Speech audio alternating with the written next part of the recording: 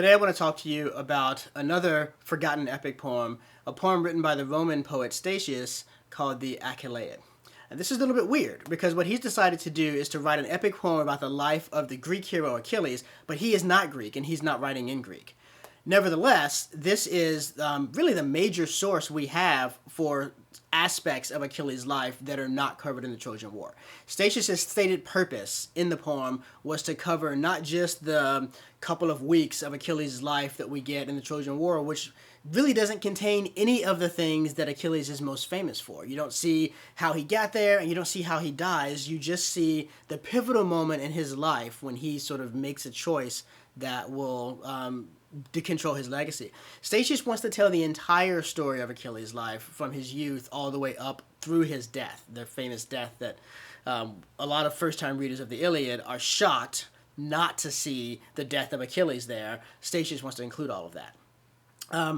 And that's one of the reasons. So he has access to a lot of Greek material that we don't have access to about Achilles' life, and he's drawing upon that for this poem. And that makes this poem an important point of transmission for some of that earlier material for us. At the beginning of the poem, Achilles is studying with Chiron, where he's been secreted away by his mother to be safe, and the Trojan War is starting. And so everyone in Greece is gathering, this big army is about to come together. His mother gets wind of this, and she wants to protect him from the Trojan War. So she goes and removes him from Chiron's care so that she can take him to hide away elsewhere.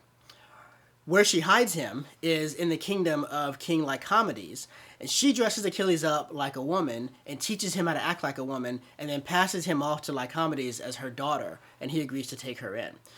The poem as we have it centers almost entirely around this episode in Achilles' life when he is pretending to be a woman hiding out from the war, and Odysseus and Diomedes find out about it, and they come to try to convince him to join the fleet sailing for Troy.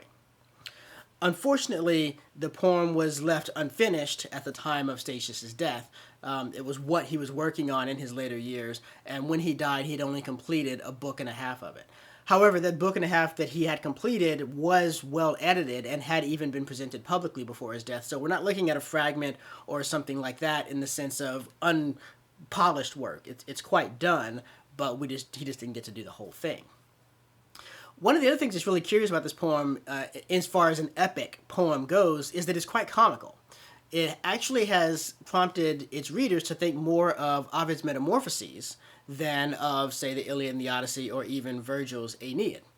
That may just have to do with the point in the story that Statius got to, because as he goes on telling Achilles' life, he's going to have to get into all of these great things this man does and the battles and stuff.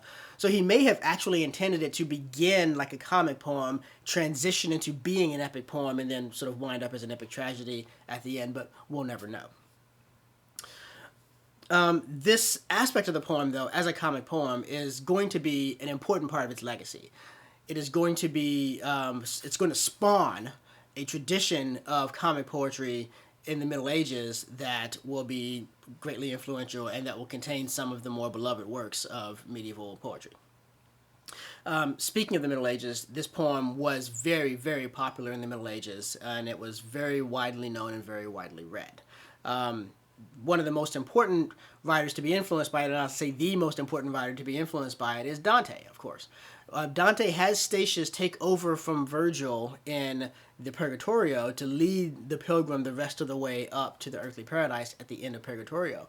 And most scholars have focused attention on the fact that this is to do with Statius' Thebaid, another great forgotten epic that we'll talk about on another occasion. But it's not just that. It's also got to do with this poem, the Achilleid, which Dante knew very well, and he makes allusion to it multiple times.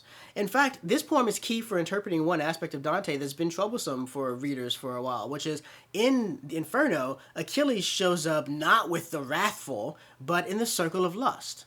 And that doesn't exactly make sense. Like, what about Achilles? Yes, he definitely, he doesn't want to come out of his tent at the beginning of the Iliad because he wants to keep the slave girl for himself and Agamemnon wants to take him. But the opening line of the Achilles, the opening of the Iliad, is rage. It's about Achilles' anger. Why is he therefore in the circle of lust? Dante didn't have the Iliad. The Iliad wouldn't be printed in Italy until 200 years or so after Dante. So what he did have was this poem, the Achilleid. And in this poem, one of the key incidents is that Achilles actually rapes the daughter of the king that he's staying with because he's in love with her, and she gets pregnant with his son Neoptolemus, and ultimately she forgives him, and they do fall in love. She falls in love with him, I ought to say, and they do get married before he sails off. It's for that crime of passion that he winds up in the circle of the lustful in Inferno, and it's this poem, not anything in Homer, that would help you to understand that. It's not just Dante, though. Boccaccio, Giovanni Boccaccio, who is the second greatest medieval Italian writer and one who is himself fallen onto the forgotten epics heap and deserves to be read a lot more, he was a great fan of this poem. He read it a lot, and he was deeply influenced by it, and he wrote a lot of poetry that was not only very influential within Italy itself, and has spawned some movies. His great work, The Decameron, has been done as a movie version a couple of times, including fairly recently. But also, Chaucer was probably Boccaccio's biggest fan. And he modeled multiple of his works, including his two greatest works, the Troilus and Cressida and the Canterbury Tales, on works of Boccaccio, which themselves were heavily modeled on the Achilleid. Chaucer also knew the Achilleid directly, and he intentionally imitated that as well as imitating Boccaccio. Its influence doesn't end in the Middle Ages. The most major writer after the Middle Ages to be influenced by this text was Edmund Spenser in The Faerie Queene, especially in Book 3 of The Faerie Queene. There's one canto that is very, very heavily influenced by the Achilleid. And it became a popular theme of operas in the late 17th and early 18th centuries. People had fun with the idea of the cross-dressing, and you have a woman singing the part of a man dressed up like a woman, and various things like this. And so it had a heyday where it was treated in a number of operas during the late 17th and early 18th centuries. So clearly, this text has been an important piece of cultural cultural history. Major chain in the transmission of both the material about Achilles and his life, but also the founder of a head of literature that some of which we still read today, right? The Divine Comedy, the Canterbury Tales, a little bit the Faerie Queene, although the Faerie Queene is falling off. So this is a really important poem for connecting those things back up and understanding where certain aspects of those works are coming from. So I commend to you a reading of Statius's Achilleid.